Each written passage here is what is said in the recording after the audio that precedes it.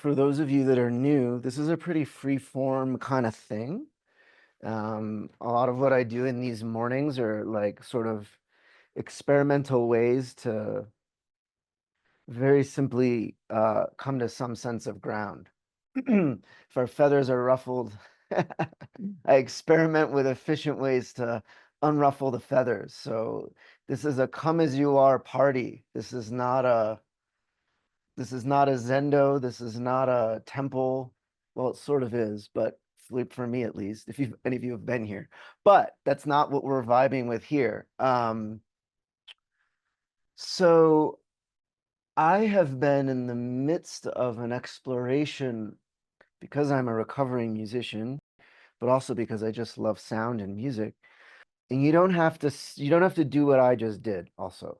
I'm just brainwashed, but you don't have to sit cross-legged, you don't have to sit on the floor. You can be at ease. You can lay down, you can stand up. If you need to move, please move. If you need to walk away, please walk away. I'm working with sound in a way that it can be sort of in both traditional, and by traditional I mean sort of Indic and yogic ways of working with sound, and in a non-traditional way, um, meaning like we have sound happening all the time. We listen to music. Well, this is still traditional, but I mean in a non-meditative sort of mode. Our own voices, our own bodies, our own beings are sort of constantly singing in certain ways. So how to use that as a way to, I don't know where this expression unruffle feathers came from today, but it's here. You can fill in the blank, you know. How is it we can use neuro jargon, right? The shift from sympathetic to parasympathetic. Activated, reactive to relational and responsive. Like triggered and aggravated to, for lack of better language, somewhat in homeostasis, calm. I don't want to privilege terms like calm, stillness, peace, because I think they can be used problematically when we talk about working with ourselves. What I really want folks to gather from this time is that no matter what your background is in relationship to this kind of thing, and I really mean this kind of thing. Like if you're a musician, you're meditating. If you're an artist, you're meditating. If you're a writer, you're meditating. If you're a human being who's on a subway staring at your phone, you're still actually meditating. This term is dumb, okay?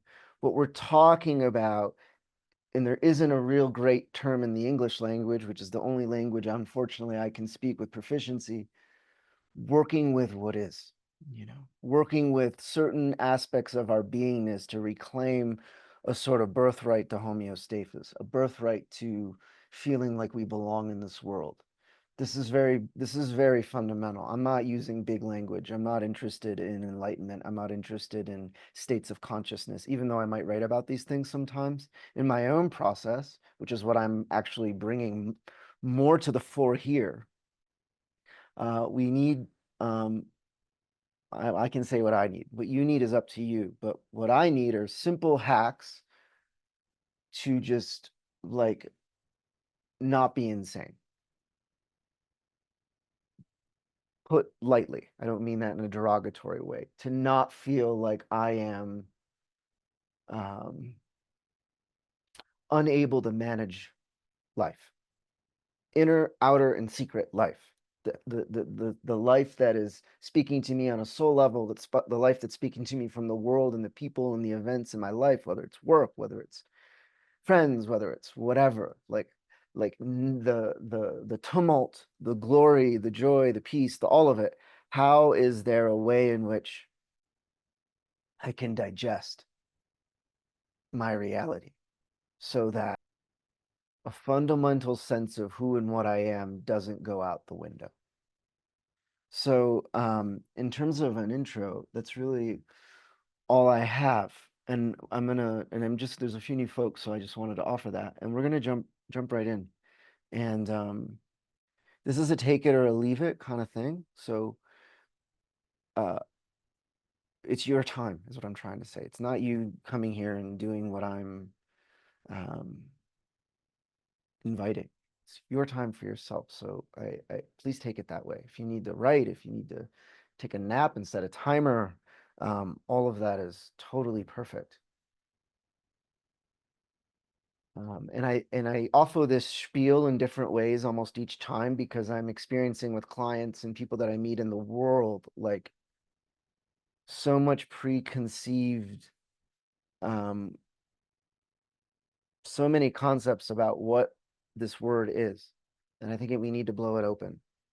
It needs to become a workable. We want to be workable with what is in our lives and to have some joy in that workability.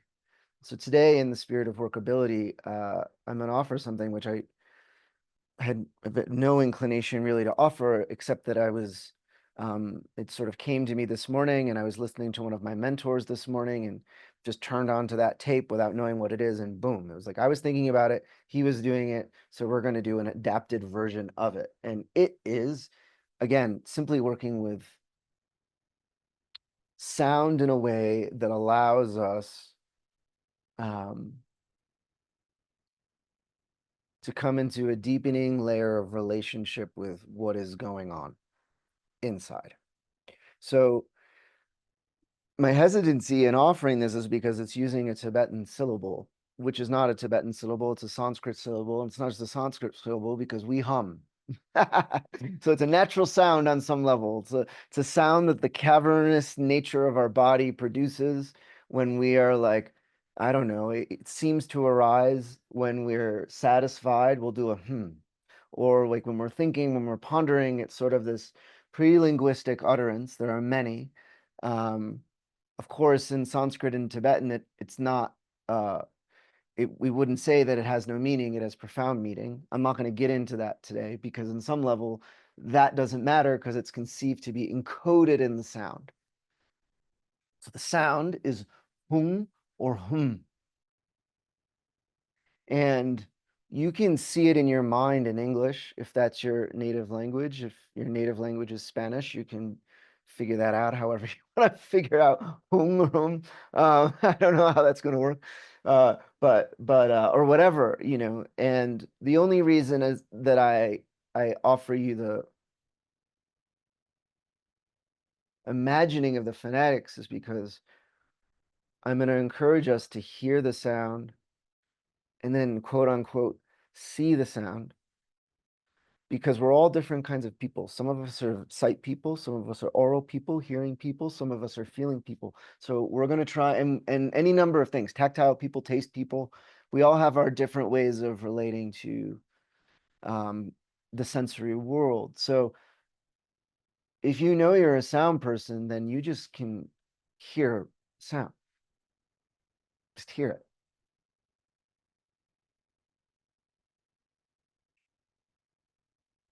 Any rate, any pace, any pitch, it's totally what arises. And if you feel like you have to manufacture it or you feel like it links up with your breath or your heart rate, all of that's great. Just let it do what it does. Don't pay any mind to trying to orchestrate or get anywhere with it. Just let it be sort of like a metronome. It can be irregular, it can be regular. Just let it be sort of like I am in a city and I can hear traffic. Right now, I hear there's a lot of traffic. You guys can't hear it because the Zoom gods do good filtration, but it's like a stream. Maybe you live near a stream. I don't know. And you can hear a stream or you hear the wind. That's the quality. Okay. And if you're a seeing person, you can see these syllables in your language. Let them be whatever color they want to be. They can morph. They can change colors. They can be primary colors. They can be combinations of colors.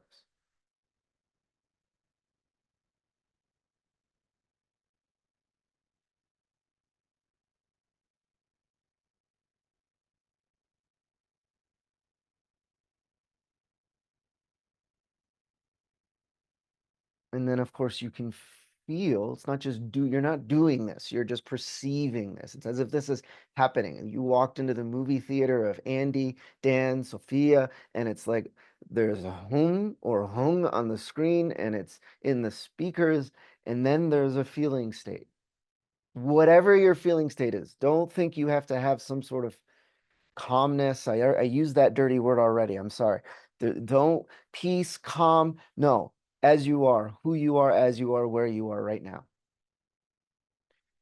But then you walk into this situation, to this, sensory experiment, and you're going to have a different, well, we don't know if it's going to be different, but inevitably it will change. Your experience will unfold in relationship to these inputs, for lack of better language.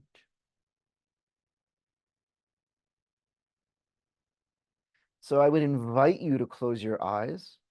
Again, you can be sitting, standing, laying. You don't have to be cross-legged unless you want to. But have a sense of your spine being supported, whether you're laying down or in a chair. And if you're not, if you're sitting on a floor upright, just have a sense of like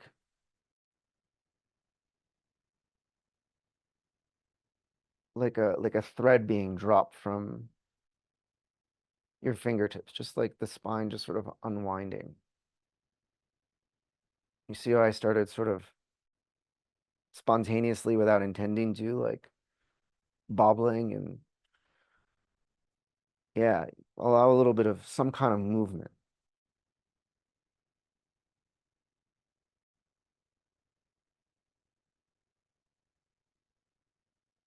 And just let this drone of or just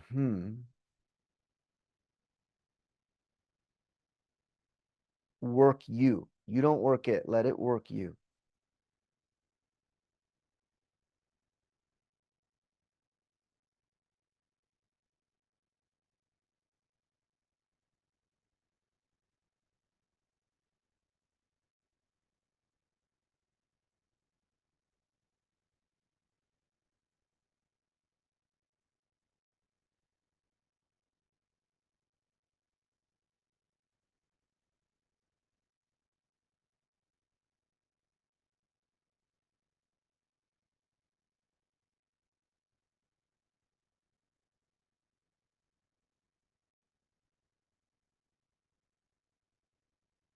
And this is simply a touchstone.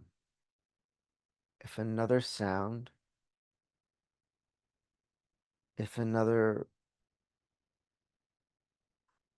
sensory object presents itself to you,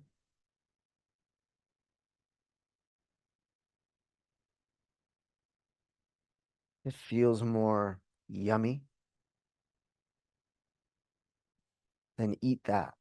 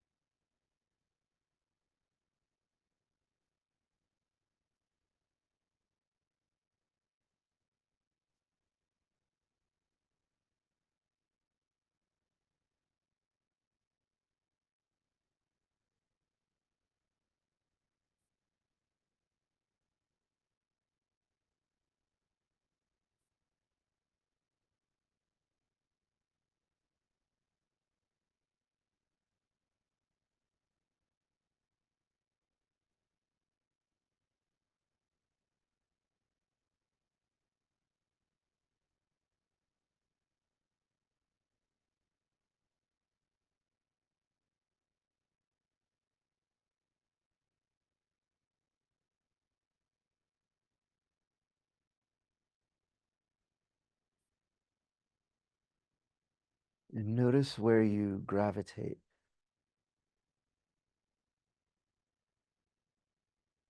If you gravitate to the sound, if you gravitate to the mental image of the syllables, or if you gravitate to a sort of feeling state or mood,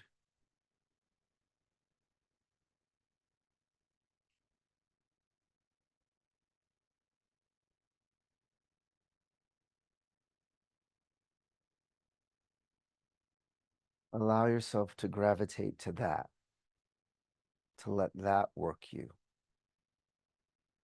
You don't have to hold it all.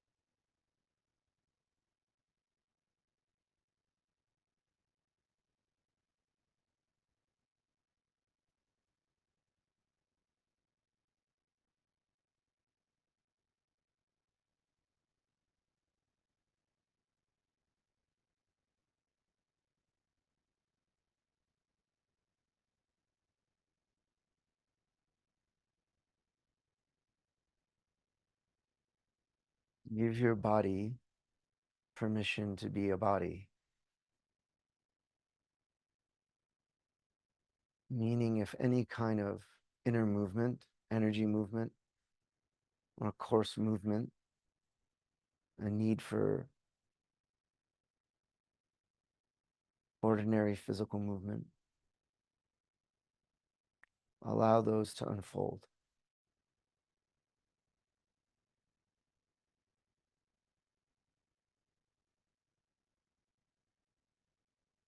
We can allow ourselves to be worked by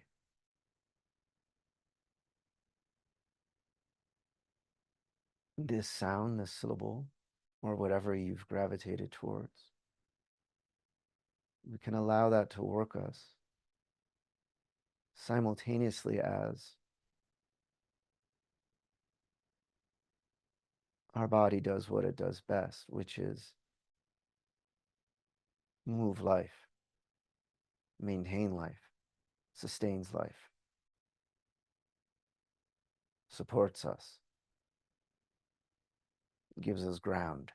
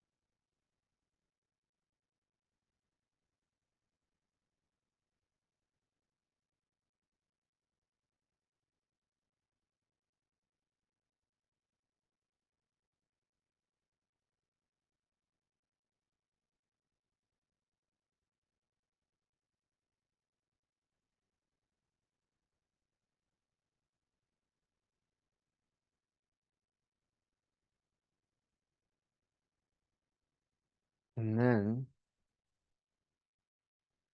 I invite you to invite this hum that's sounding to you from the realm of inner secret sound to the realm of physical sound. So without effort, without needing to project, without singing or any kind of work on your part, eventually, as you inhale and exhale, allow that hum, hmm, or hum to ride the waves of your exhalation from that inner secret sound place you've been listening to the chambering bell of your vocal cavity into the space where you are. However softly or however loudly that feels pleasant and natural to you.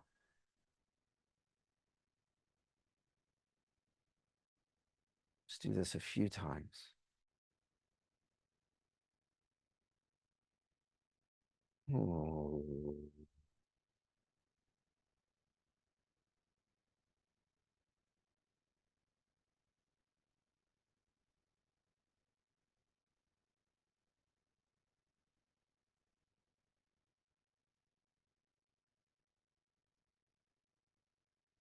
Oh.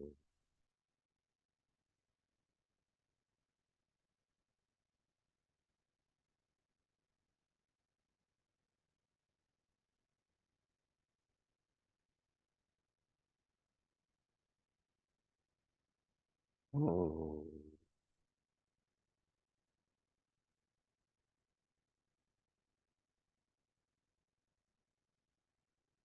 Let the exhalation completely complete itself into the space around you. Let the inhalation come in naturally, ever so sweetly as it wants to, meaning we're not breathing to make sound.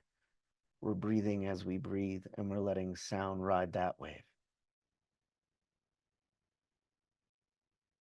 It does not need to be pretty. It does not need to be coherent sound. It can be exactly as it is.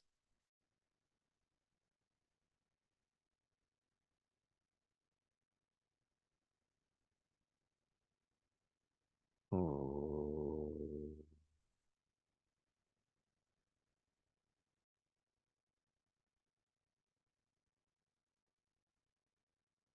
And let that gently dissolve, just as sound itself dissolves naturally. You dissolve your part in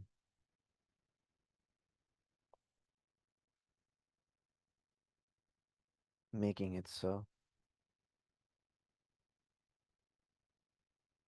And drop all projects, drop all efforting.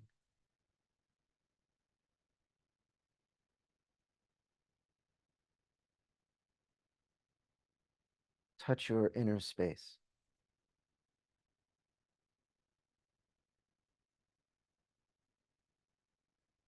your mood, your sensory feeling, this body.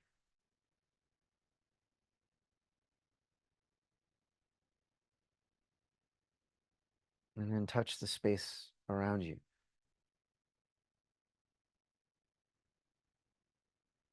Feel it meet your skin. In front of you, behind you, side to side. Have a global sense, peripheral sense of being touched by the space you just sounded into.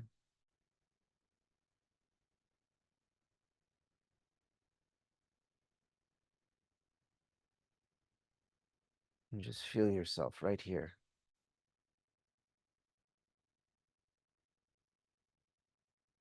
as this inner world and this outer world meet.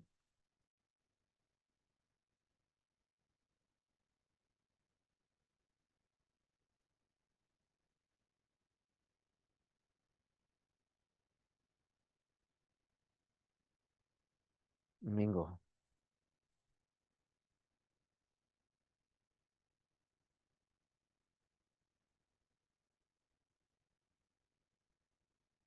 And feel that you are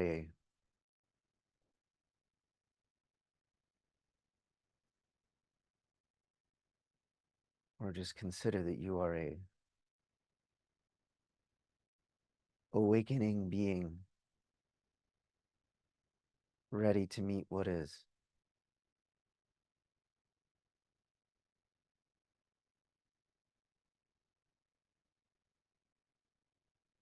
And ever so gently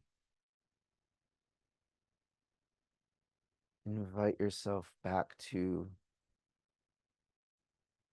the surface, to your surface. So the eyes, if they're closed, let them very gently open. If you're laying down, turn to your side and gracefully using your arms, bring yourself up from the floor. And then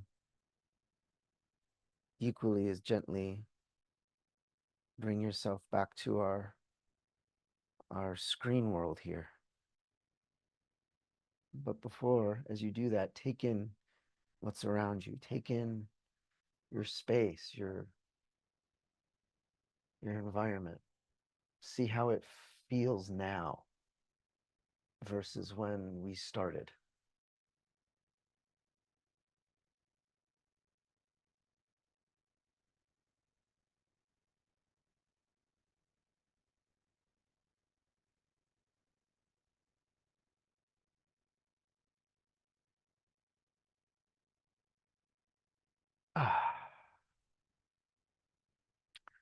A sibilant ah never hurts. Or aspirated ah never hurts. Well, thank you everyone for playing along today. If there are any questions or anything anyone would like to share, or I'm happy to hang a bit and chat a bit and field anything. And if you need to move on with your day here, by all means.